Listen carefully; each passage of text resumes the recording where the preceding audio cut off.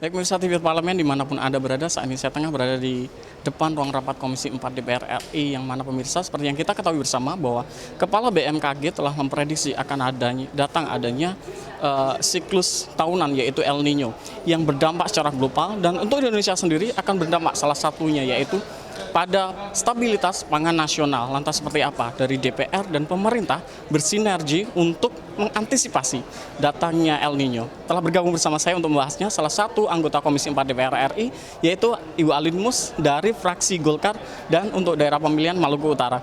Bu, sejauh mana Bu dari DPR bersinergi dengan pemerintah untuk mengantisipasi datangnya El Nino ini, Bu? Ya, tentunya tadi sudah ada penyampaian dari Pak Menteri sendiri bagaimana untuk menghadapi El Nino yang tentunya musim kering lebih panjang. Penyampaiannya memang sangat strategis, tapi memang ini keadaan dan situasi alam yang kita harus hadapi pertama. Kedua, bagaimana untuk menghadapinya? Bagaimana ketersediaan pangan kita di dalam negeri tanpa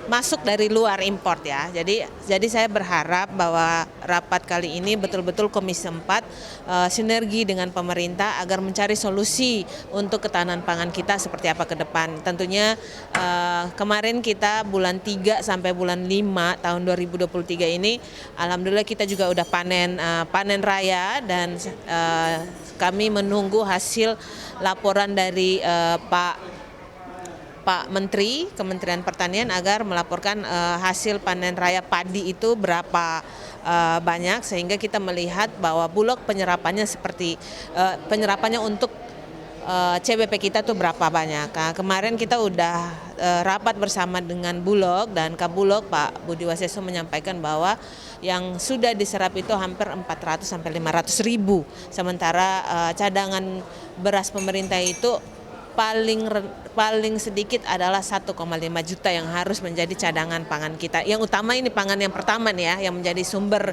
utama untuk kehidupan kita ini kan beras nih. Ya, ini yang harus kita lihat bagaimana ketersediaan dulu kalau menghadapi El Nino. Untuk tanaman pangan lainnya kan kita punya hampir 11-12 komoditi ya, termasuk dengan daging-daging, tapi kita harus fokus pada yang tanaman dulu. Nah, musim tanam kita kemarin kan sudah dilaporkan oleh Kementerian Pertanian juga, mereka melakukan musim tanam agak maju ya, di bulan November, Desember, Januari dan Februari, Maret, April, Mei itu sudah melakukan panen raya.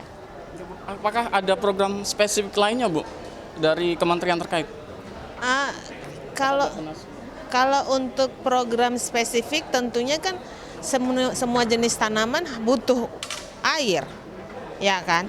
Karena kan kita menghadapi musim panas nih.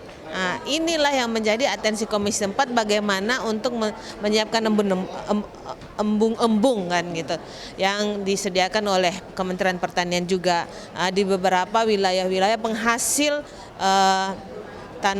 perkebunan, pertanian dan sebagainya. Jadi ini memang kenapa kita butuh banget diberitahu bagaimana untuk menangani El Nino ini.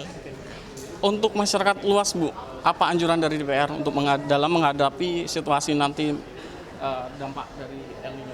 Tentunya kan memang di daerah-daerah tertentu kita harus melihat bahwa kalau memang bisa tanam sendiri, tidak berpengaruh sama pasar, tolong digunakanlah lahan-lahan itu untuk bisa menanam untuk kebutuhan sehari-hari lah, kayak sayur-sayur yang mudah ditanam. Terus juga bagaimana ya, kalau saya bilang kalau kekeringan ini kan panceklik nih.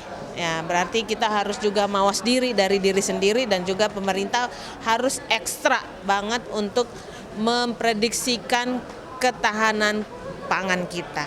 Jangan sampai kita udah kering, udah krisis, terus kita juga tidak mendapatkan bantuan impor dari luar negeri. Misalkan kalau kan ini kan katanya negara lain juga lagi inflasi nih, takutnya negara yang kita ketergantungan impor itu menutup impor dan kita akhirnya krisis pangan.